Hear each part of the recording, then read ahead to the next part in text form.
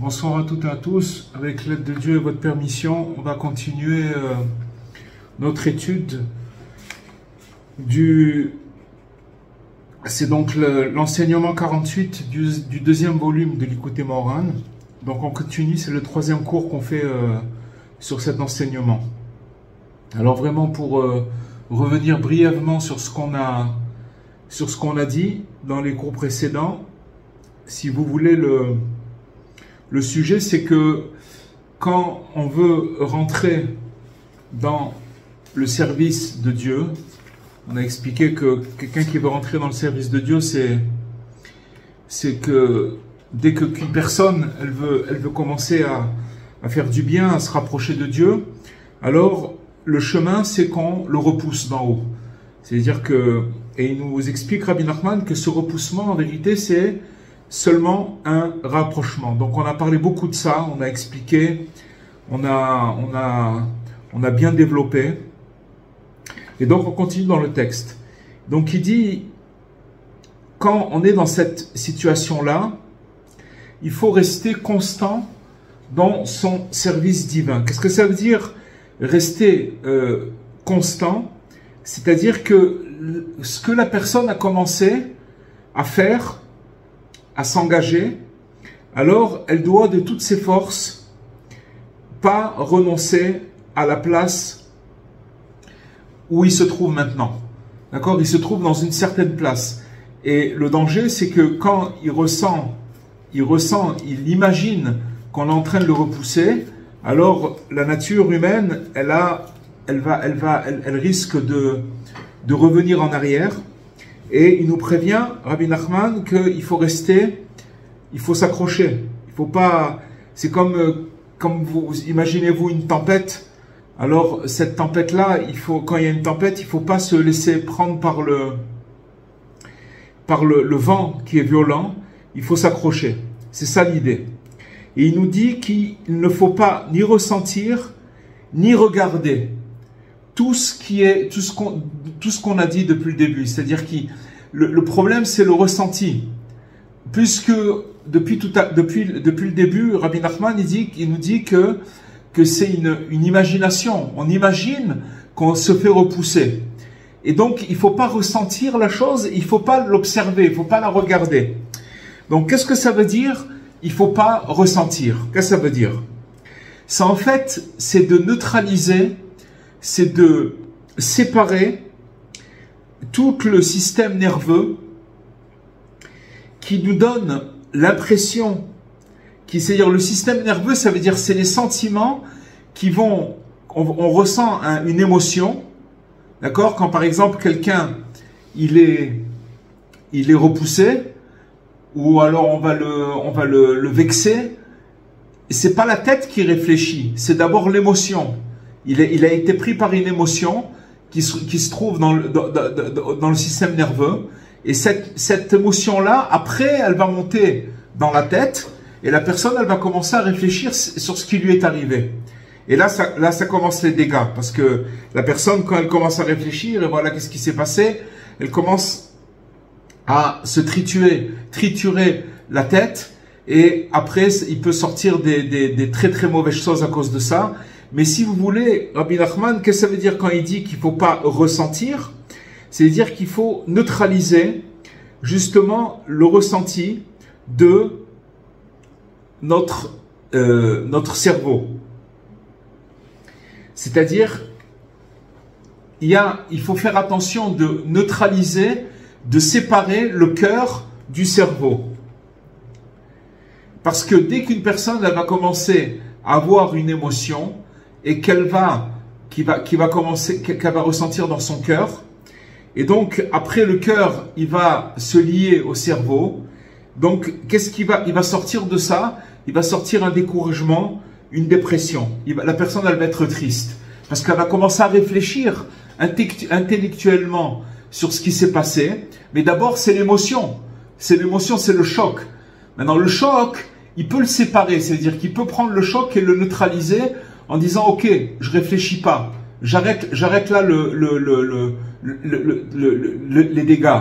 C'est-à-dire que maintenant, si après cette émotion, elle monte à la tête, alors c'est la personne commence à réfléchir, et dans ce cas-là, elle tombe dans le découragement, dans la tristesse et dans l'angoisse. Donc c'est pour ça que Rabbi Nachman nous dit ne pas sentir, ne pas ressentir. Qu'est-ce que ça veut dire? Ne commence pas à te servir de tes sens. C'est quoi les sens? Ça veut dire c'est le cœur, c'est l'émotion, qui après le cœur il va relier, il va faire un lien avec le cerveau, et tout ça, après ça va être un circuit fermé qui va amener la personne à développer ses sens. C'est-à-dire tout ça c'est des sens. Il ne commence pas à construire ta réaction. C'est-à-dire commence pas à bâtir ta réaction. Parce que quand on fait ça, qu'est-ce qu'on fait? On commence à réfléchir et on commence à construire une réaction qui vient d'après le ressenti et d'après nos sens. Et donc il nous dit Rabbi Nachman, et si tu ressens, si tu es loin, très très loin de Dieu, et qu'il te semble que tu es en train de fauter à chaque instant contre Dieu,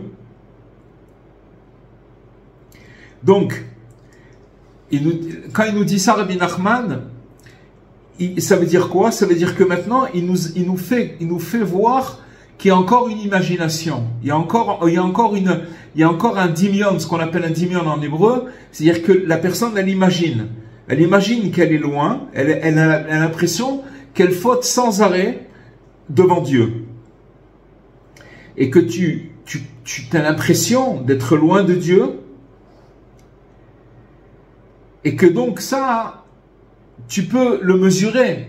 Une personne, elle peut mesurer si elle est loin ou proche de Dieu. Encore une fois, on l'avait expliqué dans le cours précédent, cette mesure, elle vient du fait que elle voit ses agissements, et par rapport à ses agissements, alors elle commence à mesurer son éloignement par rapport à Dieu. Donc, elle peut plus ou moins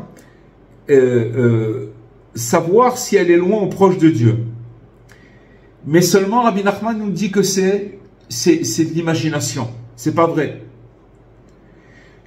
C'est une imagination que tu as l'impression de fauter à chaque instant devant Dieu. Sache qu'en contrepartie,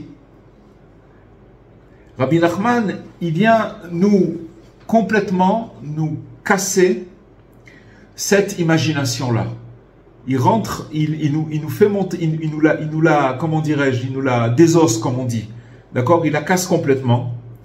Si vraiment tu penses que tu fautes à chaque instant, que c'est possible, on peut fauter à chaque instant. Par exemple, une personne qui va commencer à parler du mal d'un autre, chaque millième de seconde qu'il est en train de parler, ça veut dire qu'il faute à chaque instant. S'il a parlé pendant un quart d'heure, il a fauté, il a fait des milliers et des milliers de fautes.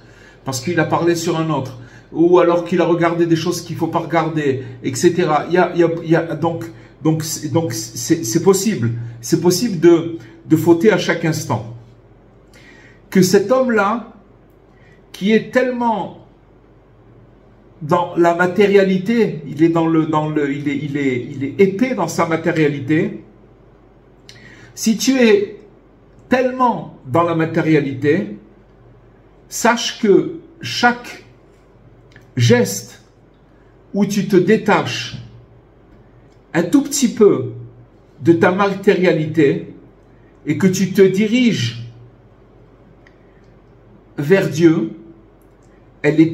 c'est quelque chose de très, très, très, très élevé. Aux yeux de Dieu, c'est quelque chose de très, très important. On va expliquer ce que ça veut dire.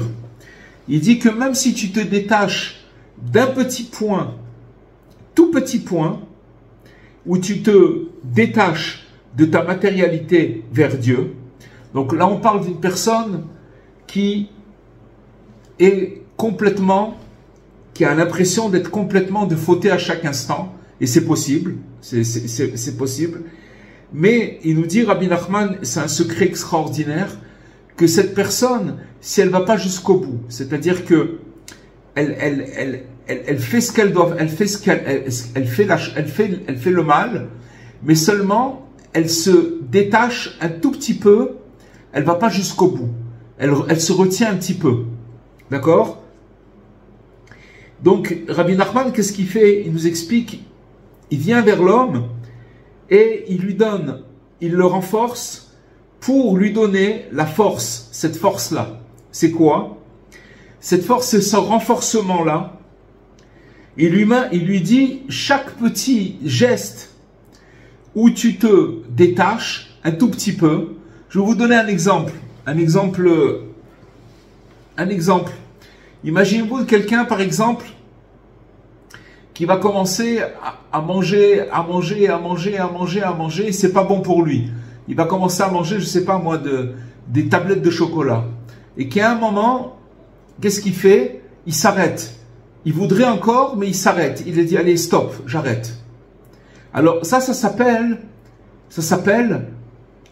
alors qu'il sait, comme on dit, il s'est pas frais, il a mangé, il a truc, et c'est pas bon pour lui. Mais il s'est arrêté. Il y a un moment où il s'est arrêté, il aurait pu continuer, il s'est arrêté.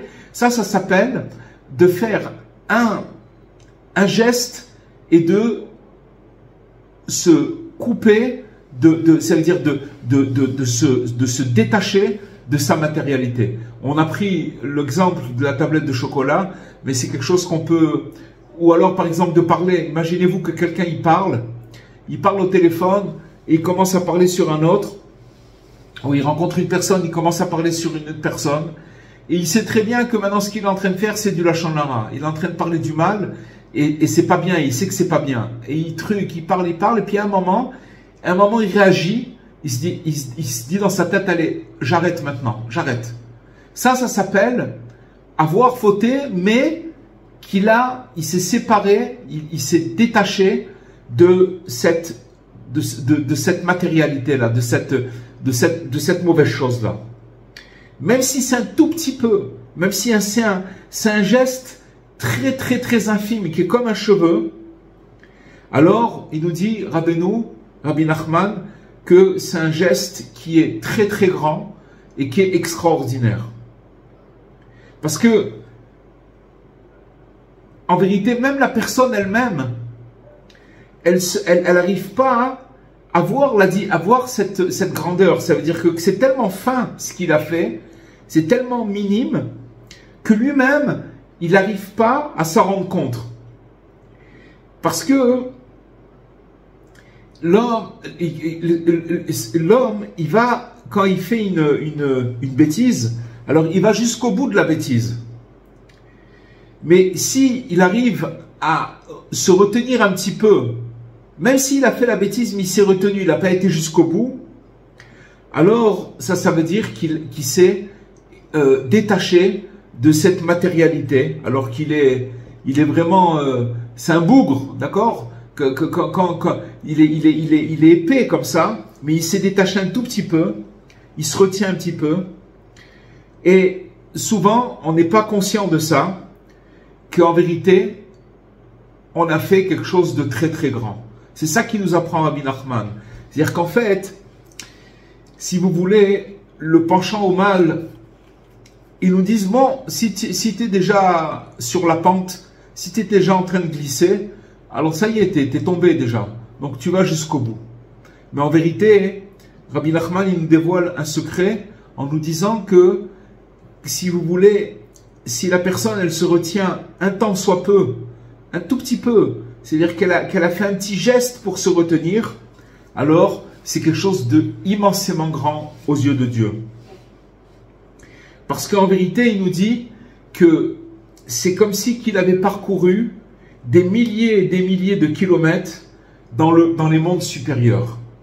Il faut savoir que notre monde dans lequel on vit, le globe terrestre, on ne parle pas des étoiles, on parle juste du globe terrestre dans lequel on vit, c'est le centre de toute la galaxie, de toutes les galaxies. C'est le centre c'est pas le centre du monde, c'est-à-dire ce globe terrestre-là, il représente le centre de toute la création de Dieu.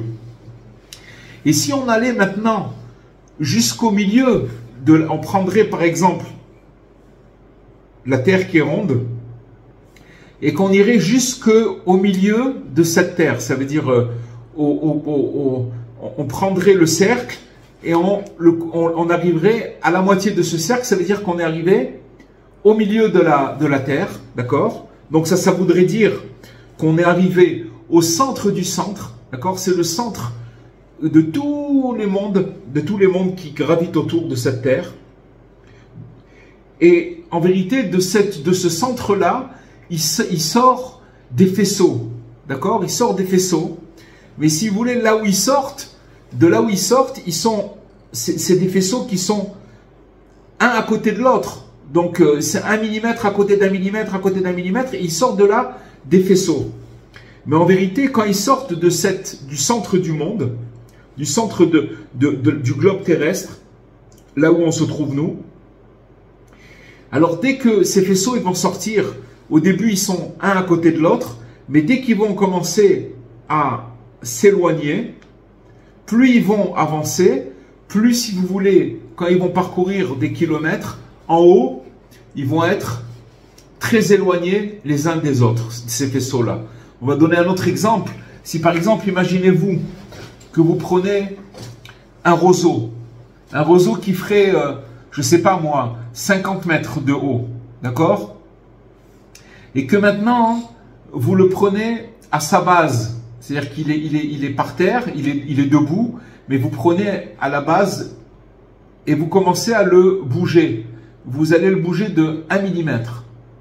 Alors, apparemment, il n'a presque pas bougé. Mais en haut de ces 50 mètres, il va faire un parcours extraordinaire. Il va bouger parce que, si vous voulez, en bas, ça ne se voit pas, mais en haut, il parcourt des milliers et des milliers de kilomètres. Et donc, pour revenir à l'exemple du faisceau, c'est exactement la même chose. C'est-à-dire que ce faisceau, quand il va commencer au milieu de ce monde-là, ça veut dire comment on appelle ça, au milieu du globe terrestre, et que ce faisceau il va partir. Quand il va partir, il va avoir un autre faisceau à côté, il y en a des milliers. Ils partent du même point, mais après quand ils s'éloignent, ils sont les uns des autres très très éloignés.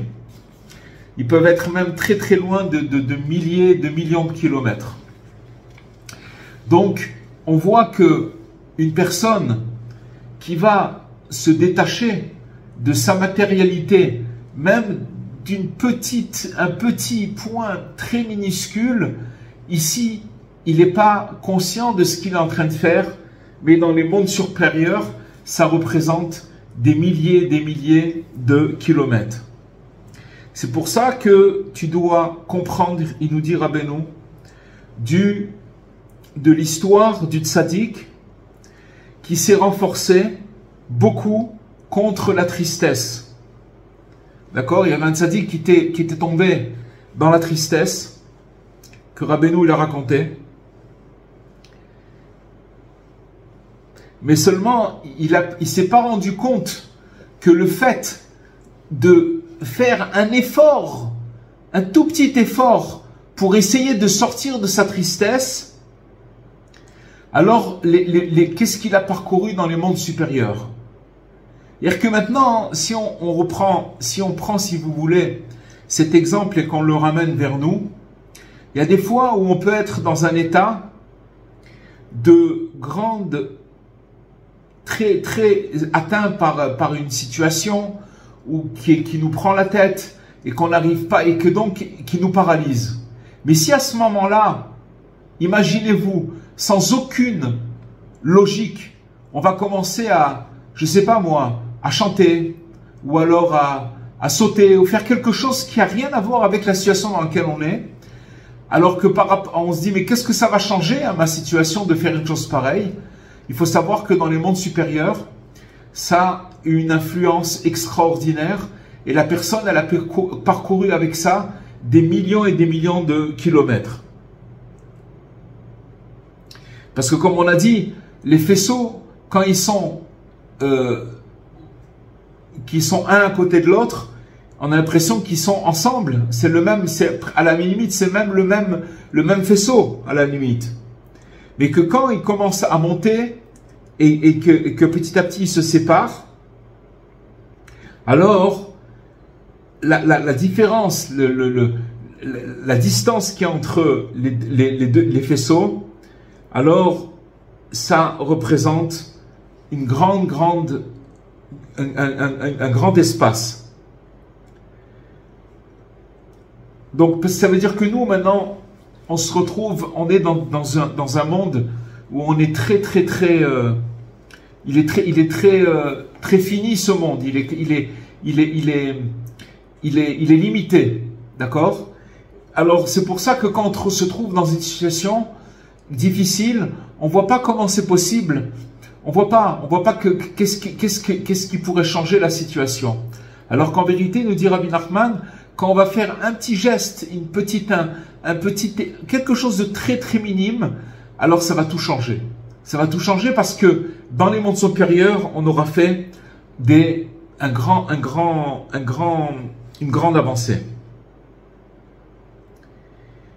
Et donc, il nous dit Rabbi Nachman, de ça, il faut qu'il soit très heureux, très content, et de se renforcer dans la joie perpétuelle. Pourquoi? Parce que ce qui nous dévoile Rabbi Nachman, ça paraît très simple, mais c'est des secrets immensément grands. Pourquoi? Parce que ce qu'on est en train de nous dire, nous on est dans la boue, mais quand une personne est dans la boue et qu'elle fait un petit effort, dans les mondes supérieurs, ça représente énormément.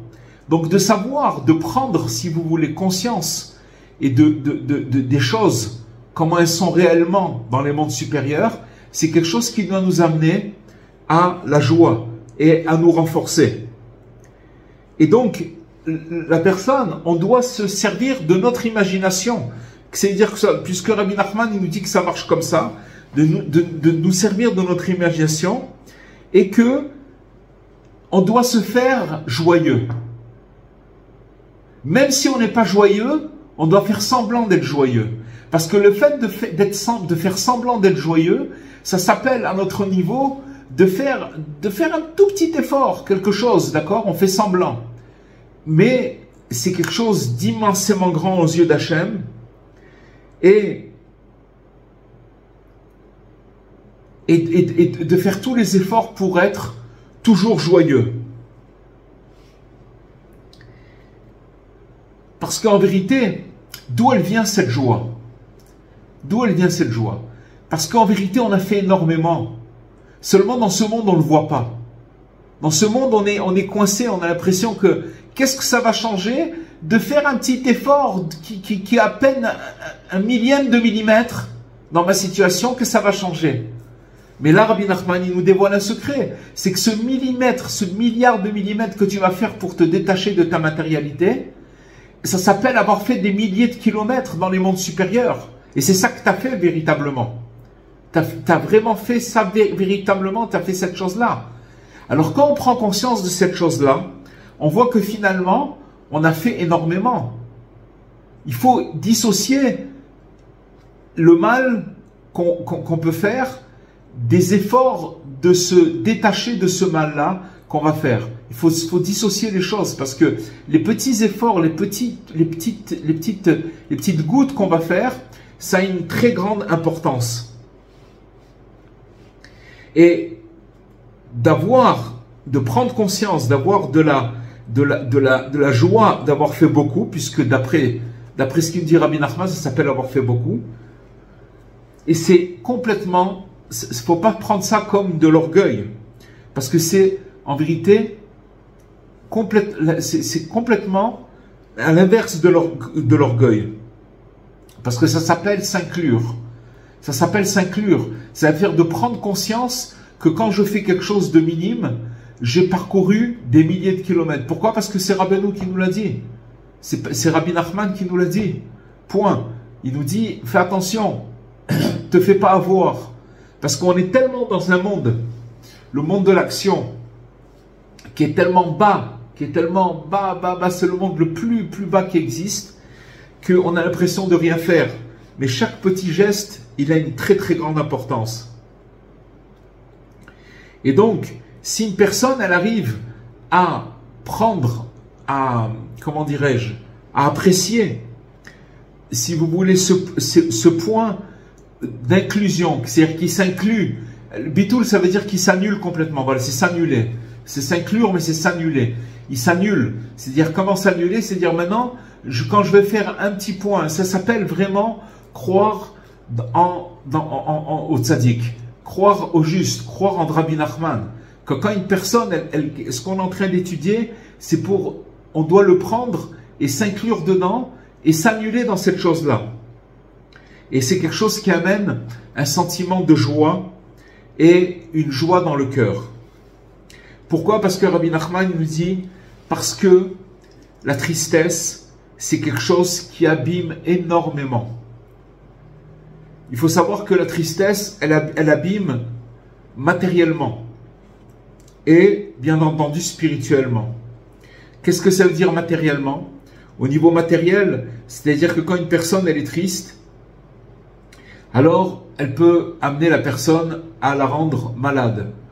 Rabbi Nachman, il nous dit que toutes les maladies, ils viennent du fait qu'une personne, elle a touché à la joie. C'est-à-dire la joie, elle a été abîmée. Comme elle a été abîmée, alors la personne, elle est tombée malade.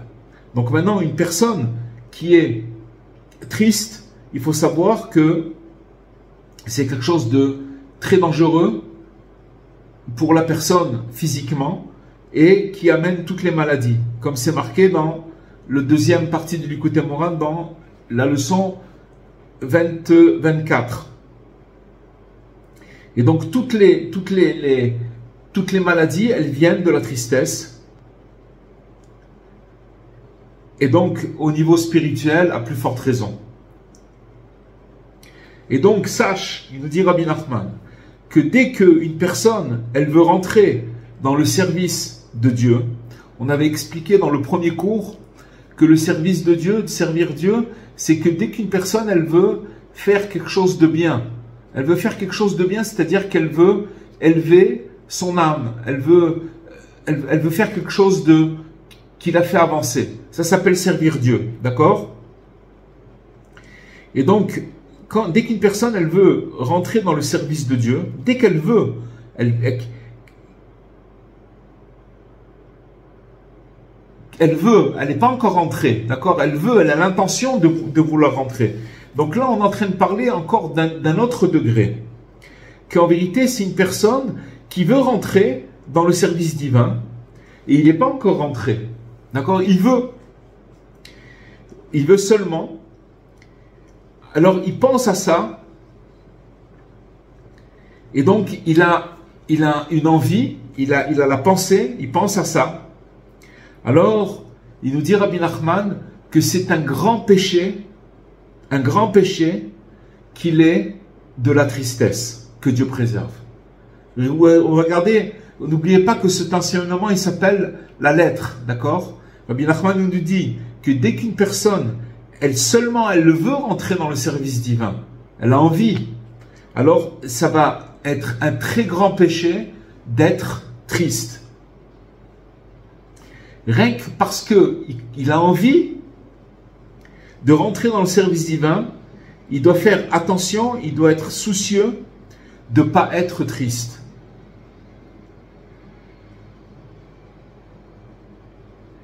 Et à plus forte raison, après, que quand il va vouloir rentrer, et comme on a vu que dit qu'il va vouloir rentrer, alors on a expliqué qu'il va avoir l'impression qu'on le repousse. Alors là, plus forte raison que c'est un grand péché d'être triste. Un grand péché. Vous vous rendez compte ce qu'il dit Rabbi Nachman? Il dit pas, c'est pas bien d'être triste. Il dit que c'est un grand péché. Parce que maintenant, il peut plus se permettre d'être triste. Pourquoi? Parce qu'il veut rentrer dans le service divin.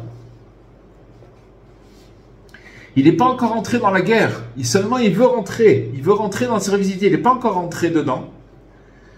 Alors, il doit être très très fort de ne pas être triste.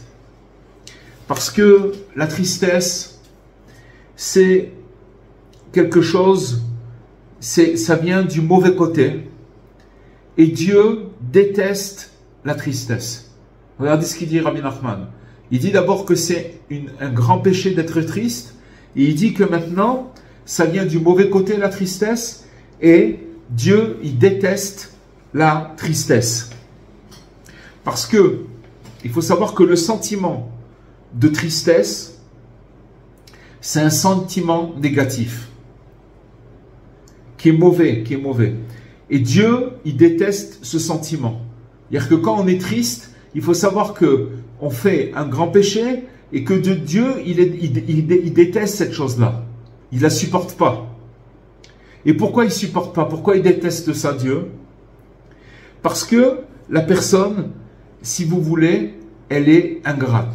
Elle a de l'ingratitude. Elle est pas reconnaissante. Elle est ingrate. Pourquoi? Parce que chaque fois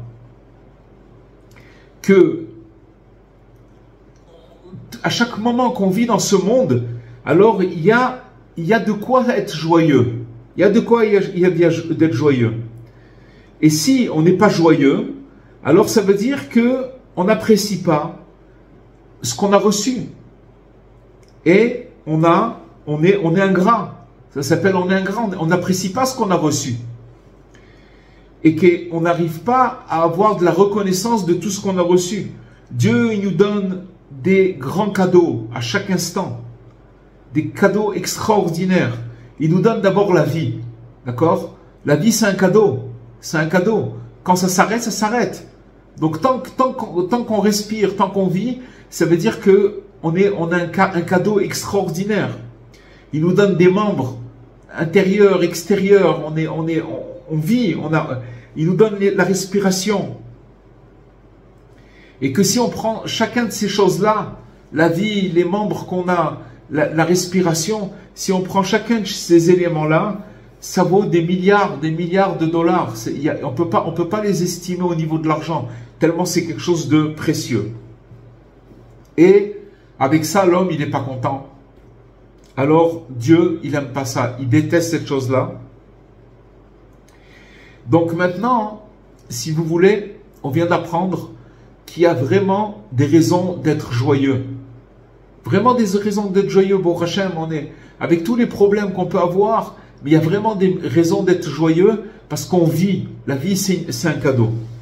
On va continuer un petit peu. C'est encore une deuxième partie. Et il nous dit que il faut être têtu, un grand têtu dans le service de Dieu. Pour ne pas laisser l'endroit, ça veut dire la place dans laquelle on est, le peu de service divin qu'on a commencé. Chacun, vous prenez chaque personne dans son rapprochement à Dieu, il a commencé à faire des efforts, ne serait-ce que dans la pensée.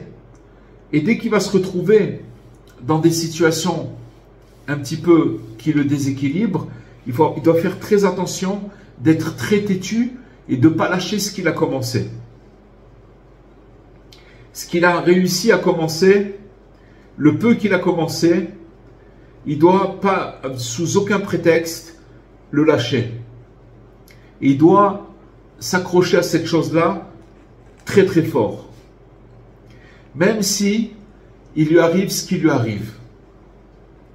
C'est-à-dire que maintenant, qu'est-ce que ça veut dire qu'il lui arrive ce qui lui arrive? Parce qu'il est en train maintenant, il fait des choses pour se rapprocher de Dieu. Et aussi il fait des bêtises du côté négatif. D'accord? De toutes les façons, le peu qu'il fait de bien, ça n'a aucun rapport avec le mal.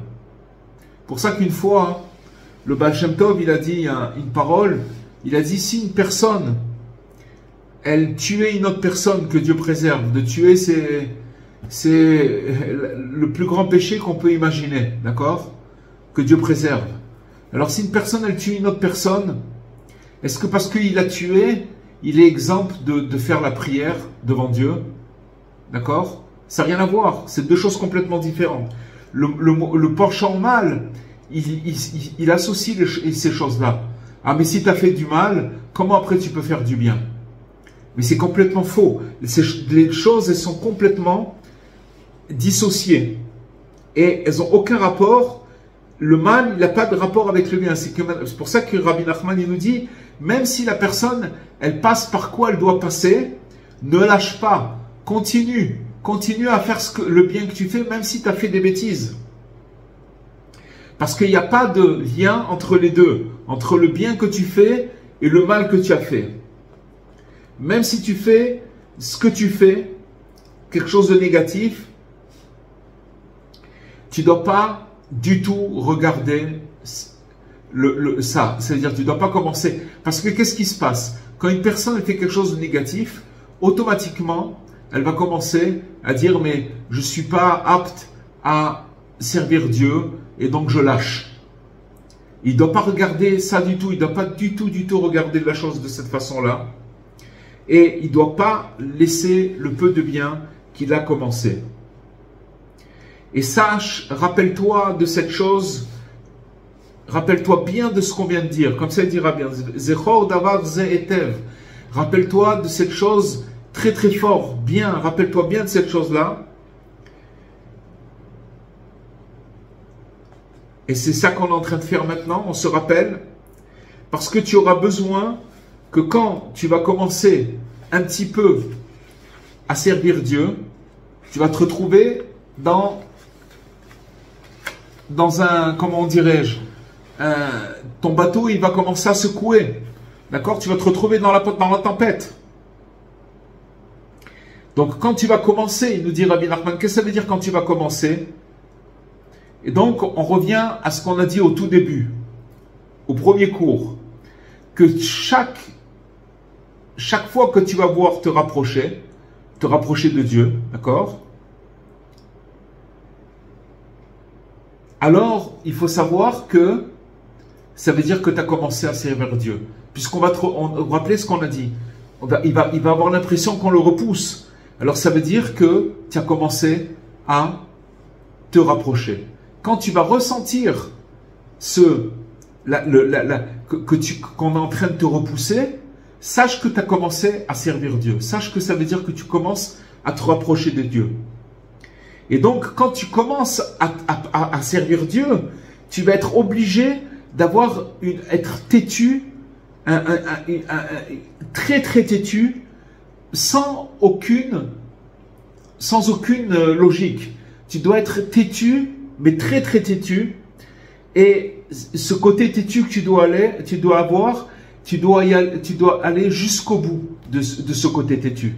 C'est-à-dire que si tu commences à réfléchir avec ta logique, tu vas tomber. Tu vas tomber parce que la logique, elle te dit quoi? Elle te dit, voilà, j'ai commencé à me rapprocher, j'avais une bonne intention, et on m'a repoussé. Ça veut dire quoi on m'a repoussé? Je me suis cassé la figure. D'accord? J'ai essayé. Parce que si une personne, dès qu'elle a envie de se rapprocher, on lui ouvre les portes. On lui dit, allez, rentre, c'est bon, allez, t'es rentré à la maison, allez, vas-y, rentre, c'est bien, c'est super, magnifique. Alors la personne, elle a envie d'avancer et de faire encore plus. Le problème, c'est qu'elle a envie, mais on lui met des bâtons dans les roues. On lui met des bâtons dans les roues, on lui fait des croche-pieds et il peut se casser la figure. Alors à ce moment-là, il a besoin, il nous dit Rabbi Nachman, un côté têtu, être têtu, mais jusqu'au bout, sans aucune logique. Sans aucune logique, il faut qu'il s'accroche de toutes ses forces, parce que dès qu'il va commencer à vouloir se rapprocher de Dieu, alors il va avoir l'impression qu'on le repousse. Mais s'il a cette impression-là, sache que c'est un signe que tu es sur le bon chemin et que tu es en train de te rapprocher de Dieu. Voilà. Pour aujourd'hui, on va s'arrêter là. Bezrat Hashem, on continuera la semaine prochaine avec l'aide de Dieu. Toujours dans le même enseignement 48 du deuxième volume. Voilà, si vous avez des questions. Merci beaucoup pour ce cours. C'est encourageant parce que ça veut dire que, en fait, le concept de ce soir, c'est qu'on peut tout accéder. On peut accéder à des grandes choses avec des tout petits pas, des tout petits efforts. C'est en fait le concept du cours. Oui. C'est pas que... Non, c'est pas qu'on peut accéder à des grandes choses. C'est que les petits pas que tu as l'impression qu'ils sont insignifiants et que tu vas te détacher de ta condition matérielle dans lesquelles c'est comme un bonhomme, il est dans la boue et que maintenant il va, je sais pas, il va lever un pied pour pas avoir les deux pieds dans la boue, d'accord, alors qu'il est tout sale, plein de boue.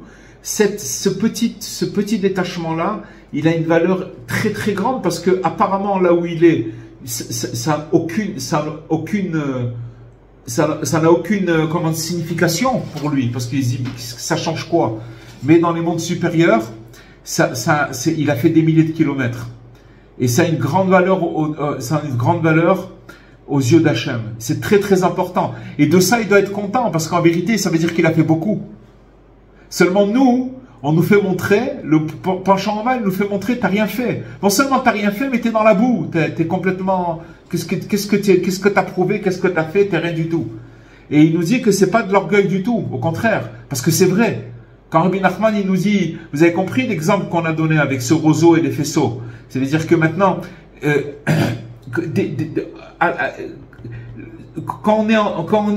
quand ces faisceaux, ils sortent de ce point de centrale, on a l'impression qu'ils sont ensemble.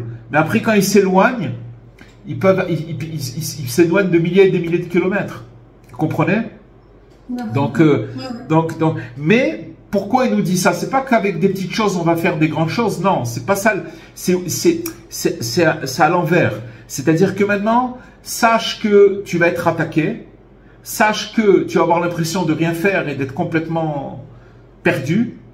Mais sache que d'un autre côté, chaque petit détachement que tu vas pouvoir faire, c'est une grande valeur et tu dois être content de ça parce que ça représente des milliers de kilomètres dans les mondes supérieurs. Vous avez compris le truc, c'est à l'envers. C'est ça le truc. Mais c'est ça qui nous encourage à être joyeux. D'être joyeux parce que c'est la vérité. Et Rabbi Nachman nous a dévoilé un truc. Ce que tu vois rien du tout. Commence par regarder. Parce que tu vois, complètement, tu vois de travers, tu as des lunettes qui te roulent. Sache que c'est ton imagination, c'est pas vrai ce que tu vois. C'est pas vrai. C'est pas vrai. Même si une personne, elle est en dessous de la terre, qu'elle est complètement éclatée en morceaux, c'est pas vrai.